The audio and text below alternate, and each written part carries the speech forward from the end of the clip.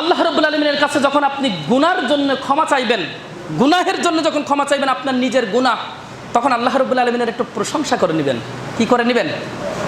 আল্লাহ রাব্বুল আলামিনের কাছে যখন আপনি আপনার গুনাহের ক্ষমা চাইবেন, অনেক বান্দা আছে এখানে গুনাহের জন্য ক্ষমা চায় না। অনেক বান্দা এরকম পাওয়া যাবে, মনেই হয় না সারাদিনের ভিতরে একবার একটু আস্তাগফিরুল্লাহ বলি, এটাও মনে হয় না।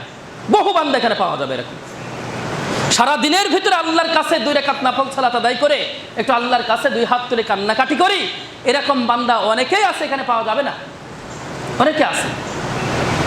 অথচ এগুলো তো আমাদের প্রয়োজন। যেখানে নবী মুহাম্মদ রাসূলুল্লাহ সাল্লাল্লাহু আলাইহি সাল্লাম, নবী মুহাম্মদ সাল্লাল্লাহু আলাইহি সাল্লামের গুনাহ আছে নাকি? কি আপনাদের সন্দেহ হয় গুনাহ আছে? তো যার গুনাহ নেই, যিনি সরাসরি জান্নাতে প্রবেশ করবেন, তিনি পর্যন্ত দিনে 70-12 বেশি তিনি আল্লাহর কাছে কি করতেন? তওবা করতেন। যার গুনাহ নেই তিনি যদি 70-12 বেশি তওবা করেন, আপনি আমি গুনাহে জর্জরিত, যেদিকে যাই সেদিকে গুনাহ করি, যেদিকে যাই সেদিকেই গুনাহ করি। অথচ আমাদের মনটা চায় না যে আমরা আল্লাহর কাছে একটু একান্তে আল্লাহর কাছে একটু ক্ষমা চাই, এটা আমাদের মনে চায় না।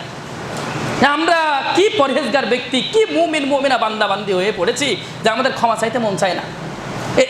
এরকম হয়ে গেছে না? এখন আমরা হয়ে গেছি ভাই।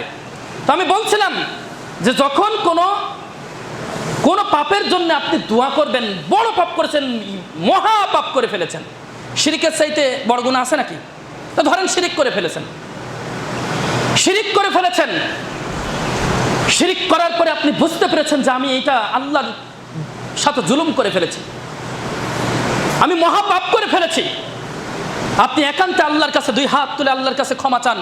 তো যখন আপনি ক্ষমা চাইবেন, তার আগ মুহূর্তে আপনি আল্লাহর একটু প্রশংসা আদায় করে নেন। অর্থাৎ আপনি কিছু জানেন না, শুধু বলেন আলহামদুলিল্লাহি রাব্বিল আলামিন আর রহমানির রহিম মালিকি ইয়াউমিদ্দিন। এগুলো কি সব আল্লাহর প্রশংসা না? সব আল্লাহর প্রশংসা। এতটুকু বলতে পারবেন না? এতটুকু বলে এবার আপনি আল্লাহর কাছে চান, আল্লাহ আমি জেনে বুঝে তোমার সাথে এই জুলুমটা করে ফেলেছি, এই অন্যায়টা করে ফেলেছি, আল্লাহ তুমি আমাকে ক্ষমা করে দাও। এটা বলবেন, আপনার যা যা চাওয়ার আছে এগুলো বলবেন। বলার পরে গিয়ে সর্বশেষ আপনি পড়বেন দরুদ ইব্রাহিম। দরুদ ইব্রাহিম যতক্ষণ না পড়া হয় ততক্ষণ পর্যন্ত ওই আমলটা, ওই কথাগুলো সব ঝুলন্ত অবস্থায় থাকে। যখনই দরুদ ইব্রাহিম পাঠ করবেন, সাথে সাথে আল্লাহর কাছে পৌঁছে যায়। সুবহানাল্লাহ বলি, সুবহানাল্লাহ। তাহলে দোয়া করার মাধ্যম বুঝতে পেরেছেন? আমাদের দোয়া কবুল হয় না কেন? আমরা মাধ্যমই জানি না, তাই না?